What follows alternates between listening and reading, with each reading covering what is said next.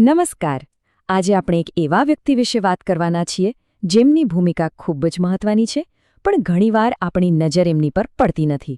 ચાલો સમુદાયના સ્વાસ્થ્યના આ અદૃશ્ય રક્ષક એટલે કે મુખ્ય સેવિકાના કામને નજીકથી સમજીએ. ક્યારે વિચાર્યું છે કે આપણા ગામડાઓના આરોગ્યની અસલી ચાવી કોના હાથમાં હોય છે? મોટાભાગે આપણને મોટા દવાખાના અને ડોક્ટરો જ યાદ આવે, ખરું ને? પણ સાચો પાયો, આરોગ્યની ખરી લડાઈ તો ગામડાઓમાં જ લડાઈ છે.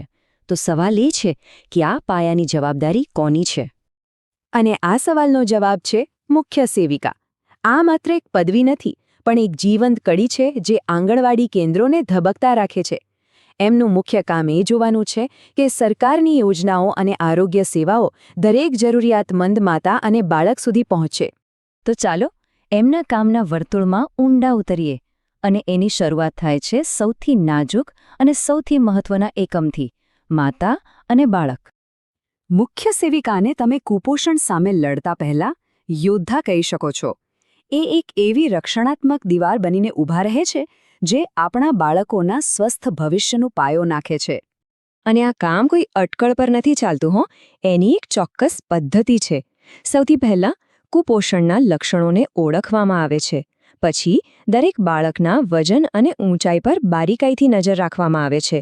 અને જો કોઈ પણ બાળક જોખમમાં જણાય તો એને તરત જ યોગ્ય આરોગ્ય કેન્દ્ર સાથે જોડવામાં આવે છે.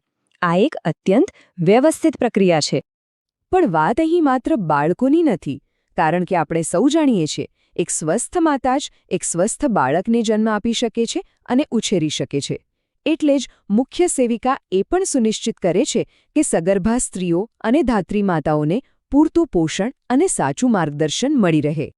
હવે એમના કામના બીજા સ્તર પર આવીએ. મુખ્ય સેવિકા માત્ર સીધી સેવાઓ જ નથી આપતા, પણ તેઓ પોતાના પ્રભાવને અનેક ગણો વધારી દે છે. કેવી રીતે? બીજા કાર્યકરોને તાલીમ આપીને અને સક્ષમ બનાવીને. એટલે એમની ભૂમિકા માત્ર એક સુપરવાઇઝરની નથી રહી જતી, એનાથી ઘણી વિશેષ છે. એ આંગણવાડી કાર્યકરો અને તેડાગરો માટે એક માર્ગદર્શક, એક મેન્ટોર અને ક્યારેક તો એક મિત્ર પણ બની જાય છે, જે એમના રોજિંદા પડકારોને ઉકેલવામાં મદદ કરે છે. અને આ માર્ગદર્શનમાં ઘણું બધું આવી જાય છે.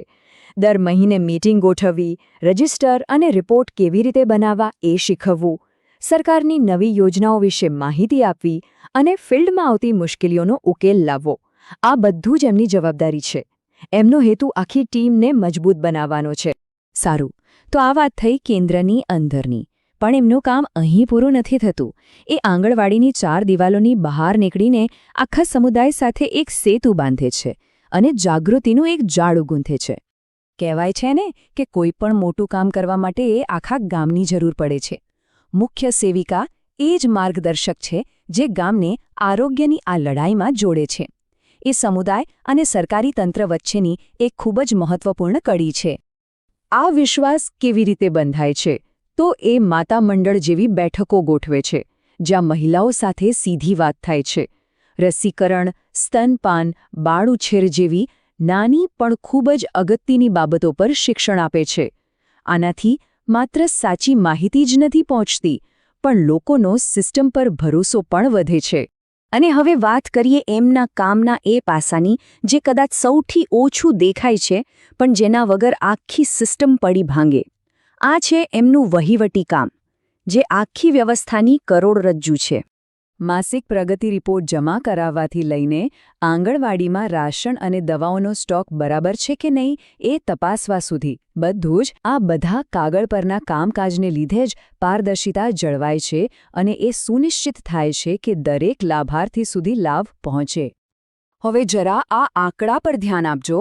એક મુખ્ય સેવિકા 25 જેટલા આંગણવાડી કેન્દ્રોના માર્ગદર્શન અને નિરીક્ષણ માટે જવાબદાર હોઈ શકે છે.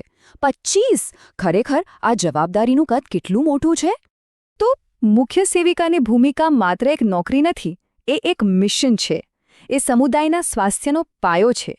એટલે જ અંતમાં આ સવાલ પર વિચારવું ખૂબ જરૂરી છે.